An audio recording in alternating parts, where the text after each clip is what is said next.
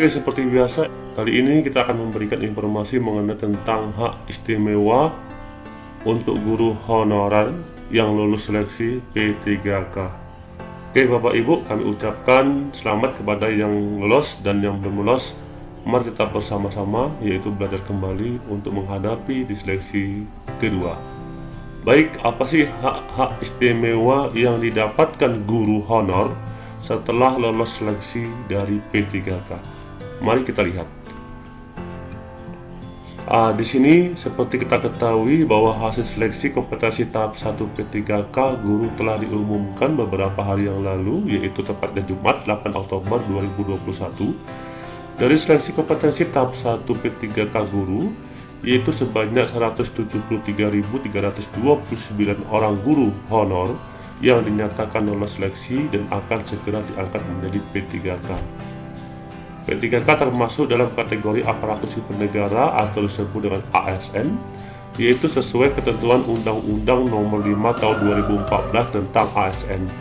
Sekarang kita lihat apa hak istimewa bagi Bapak Ibu yang lolos seleksi P3K di tahap 1. Kita perhatikan, ini merupakan hak istimewa untuk guru honorer yang lolos seleksi P3K, yaitu dilihat dari segi gaji, tunjangan, dan hak cuti. Kita perhatikan baik-baik di sini. Ini merupakan gaji P3K yang diatur dalam Peraturan Presiden Nomor 98 Tahun 2020 tentang gaji dan tunjangan P3K. Dan pada pasal 3 Peraturan Presiden tersebut menyatakan P3K dapat diberikan kenaikan gaji berkala atau kenaikan gaji istimewa yang dilaksanakan sesuai dengan ketentuan peraturan perundang-undangan. Sekarang kita lihat Bapak Ibu, di sini untuk golongan 1 itu menerima gaji sebesar 1.794.900 sampai dengan 2.689.200. Ini untuk golongan 1 ya. Oke. Untuk golongan 2 itu 1.960.200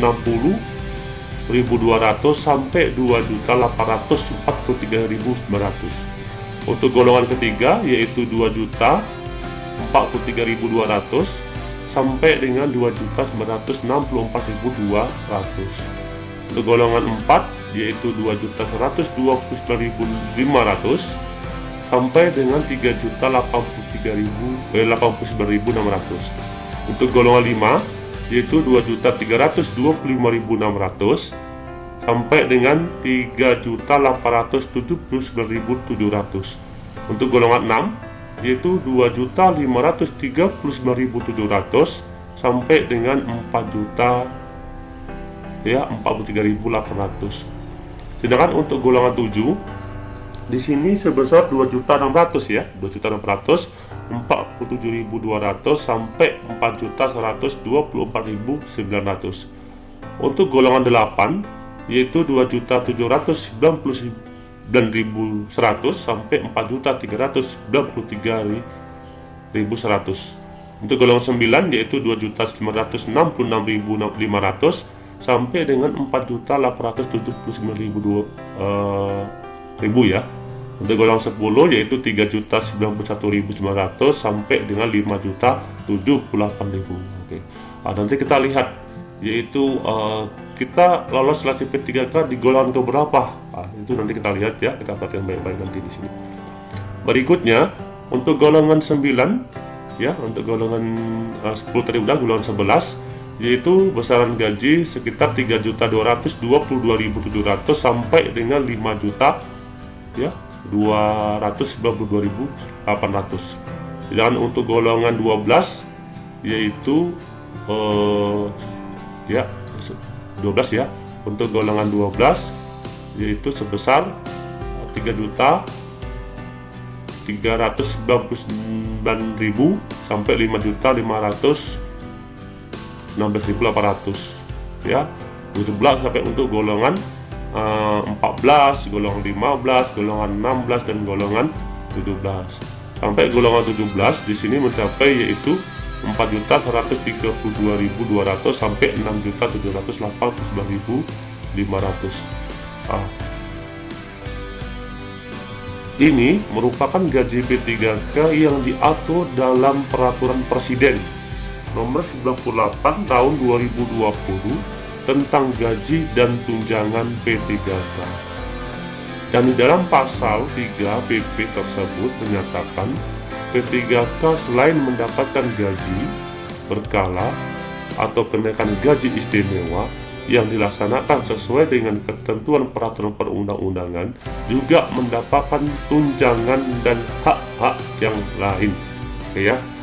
Jadi Bapak Ibu, di sini apabila Bapak Ibu lolos seleksi P3K, yaitu posisi di S1, pendidikan S1, maka mendapatkan gaji yaitu golongan 9 ya. Nah, di sini yaitu di golongan 9. Oke, kita perhatikan di sini. Untuk S1 itu yaitu menerima upah yaitu di golongan 9. Maka ini gaji pokok ya Bapak Ibu ya. Nah, jadi pertama kali Bapak Ibu lolos seleksi, setelah itu penetapan NIP, dan Bapak Ibu sudah mendapatkan gaji yaitu 2.966.500 sampai 4.872.000. Ini untuk S1 ya, untuk S1. Jadi S1 untuk pertama kali yaitu golongan 9 dan sampai ke golongan 17 tadi gitu. Karena gaji Bapak Ibu yaitu nanti ada kenaikan disebut dengan gaji berkala atau disebut dengan kenaikan gaji istimewa ya. Ini untuk gaji, khusus gaji. Sekarang kita perhatikan yaitu dari segi tunjangan. Di sini apa tunjangan yang didapatkan? Yang pertama tunjangan keluarga ya, tunjangan pangan, tunjangan jabatan struktural, tunjangan jabatan fungsional jika Bapak Ibu fungsional, dan tunjangan lainnya. Maka beberapa tunjangan ini yang akan Ibu dapatkan. Di sini ada keterangan bahwa besarannya sesuai dengan ketentuan peraturan perundang-undangan di bidang tunjangan sebagaimana yang berlaku bagi PNS, karena P3K ini merupakan ASN ya, jadi sama dengan PNS, cuma ada beberapa yaitu segi perbedaannya gitu. Oke, ini lihat dari segi tunjangan. Sekarang kita lihat dari hak yang lain, yaitu hak cuti. Itu ada beberapa hak cuti. Yang pertama hak tahunan. Di sini ya, apa sih yang disebut dengan hak tahunan tersebut? Hak cuti tahunan. Di sini ketentuannya seperti ini. P3K yang telah bekerja paling sedikit 1 tahun secara terus-menerus berhak atas cuti tahunan. Lamanya hak atas cuti tahunan adalah 12 hari kerja. Ya, itu hak cuti tahunan. Sedangkan hak cuti sakit itu P3K yang sakit lebih dari 1 hari sampai dengan 14 hari berhak atas cuti sakit. Dengan ketentuan P3K yang bersangkutan harus mengajukan permintaan secara tertulis kepada PPK atau pejabat yang menerima delegasi wewenang untuk memberikan hak atas cuti sakit dengan melampirkan surat keterangan dokter.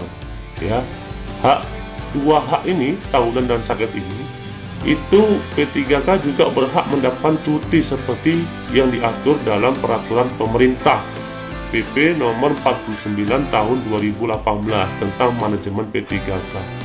Sedangkan pada pasal 76 ayat 1 menyebutkan setiap P3K berhak mendapatkan cuti yang diberikan oleh pembina kepegawaian atau disebut dengan PPK. Tadi ya, seperti itu. Ini ada dua hak, yaitu tahunan dan hak cuti tahunan dan hak cuti sakit. Berikutnya yaitu hak melahirkan. Hak cuti melahirkan. Untuk hak cuti melahirkan anak pertama sampai dengan kelahiran anak ketiga, P3K berhak atas cuti melahirkan, yaitu lamanya cuti melahirkan diberikan paling lama 3 bulan.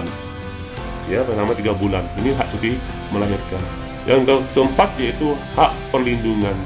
Apa sih hak perlindungan tersebut? Di sini ada namanya jaminan hari tua, kesehatan, kecelakaan kerja, kematian, hukum. Di sini ketentuannya hak cuti perlindungan atau hak perlindungan di sini yaitu berupa jaminan hari tua, jaminan kesehatan, jaminan kecelakaan, dan jaminan kematian dilaksanakan sesuai dengan sistem jaminan sosial nasional. Bantuan hukum yang dimaksud di sini yaitu berupa pemberian bantuan hukum dalam perkara yang dihadapi di pengadilan terkait pelaksanaan tugasnya. Ini terdapat di dalam pasal 75 ya, yang menjelaskan soal perlindungan bagi P3K. Pemerintah wajib memberikan perlindungan yaitu berupa pendampingan hukum, salah satu seperti itu ya. Berikutnya, selain dari gaji, tunjangan, dan hak tersebut, di sini ada namanya yaitu pengembangan kompetensi. Artinya, Bapak Ibu yang lulus P3K ini itu diberi kesempatan untuk mengembangkan kompetensinya, yaitu pada pasal 39 menjelaskan soal pengembangan kompetensi bagi P3K. Yang pertama, P3K diberikan kesempatan untuk pengayaan pengetahuan. Yang kedua, setiap P3K memiliki kesempatan yang sama untuk diikutsertakan dalam pengembangan kompetensi. Yang ketiga, pengembangan kompetensi dilaksanakan sesuai dengan perencanaan pengembangan kompetensi pada instansi pemerintah. Sedangkan yang keempat, dalam hal terdapat keterbatasan kesempatan pengembangan kompetensi, prioritas diberikan dengan memperhatikan hasil penilaian kinerja P3K yang bersangkutan. Artinya gini, di sini pemerintah memberikan yaitu kesempatan bagi Bapak Ibu yang lulus P3K untuk mengembangkan kompetensinya. Jadi bagi Bapak Ibu yang lolos seleksi pada tahap 1 ini, baik tahap 2, tahap 3, yang penting Bapak Ibu sudah dinyatakan lolos dari P3K, maka diberi kesempatan untuk mengembangkan kompetensi. Salah satunya adalah Bapak Ibu belum memiliki sertifikat pendidik, maka Bapak Ibu diberi kesempatan yang seluas-luasnya lebih utama dibandingkan guru yang belum lolos P3K gitu ya. Artinya ini adalah Bapak Ibu yang belum memiliki serdik atau sertifikat pendidik, maka diberi jalan yang selebar-lebarnya atau diberikan peluang yang seluas-luasnya untuk mempermudah Bapak Ibu bisa mengikuti yaitu atau bisa mendapatkan sertifikat tersebut seperti ini. Ini tujuan pemerintah adalah supaya ada kesejahteraan Bapak Ibu yang sudah lulus P3K setara dengan PNS seperti itu. Itu disebut dengan pengembangan kompetensi profesi tersebut. Itu salah satunya. Ya, masih ada beberapa hal yang lain yaitu mengenai tentang pengembangan kompetensi P3K tersebut. Dan berikutnya yaitu tentang penghargaan. Apakah dapat penghargaan? Tetap dapat. Di sini P3K yang telah menunjukkan kesetiaan, pengabdian, kecakapan, kejujuran, kedisiplinan, dan prestasi di dalam melaksanakan tugasnya dapat diberikan penghargaan. Hal tersebut sesuai dengan ketentuan pasal 45 soal pemberian penghargaan untuk P3K. Penghargaan dapat berupa 1. Tanda kehormatan, 2. Kesempatan prioritas untuk mengembangkan kompetensi, 3. Kesempatan menghadiri acara resmi atau acara kenegaraan. Karena P3K ini merupakan ASN juga ya, aparatur sipil negara gitu. Maka sama posisinya dengan PNS, cuma ada sedikit perbedaan di salah satu sisi gitu ya, seperti itu.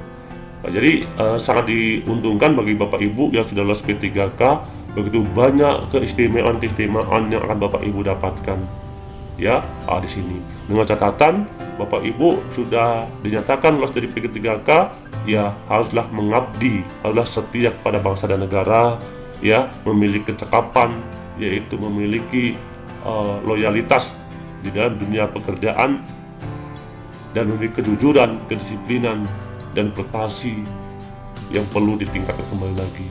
Dan Bapak Ibu yang sudah lulus P3K juga diberi peluang yang seluas-luasnya untuk menjadi seorang kepala sekolah ya.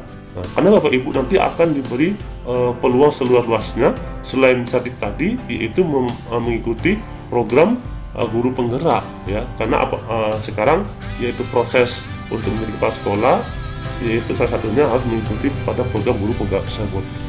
Oke, sekali lagi kami ucapkan selamat kepada Bapak Ibu yang sudah lolos seleksi P3K Yang bagi yang belum lolos di tahap 1, ya tetap semangat, tetap belajar, tetap mencari sumber-sumber informasi yang terpercaya, mencari kisi-kisi soal yang bisa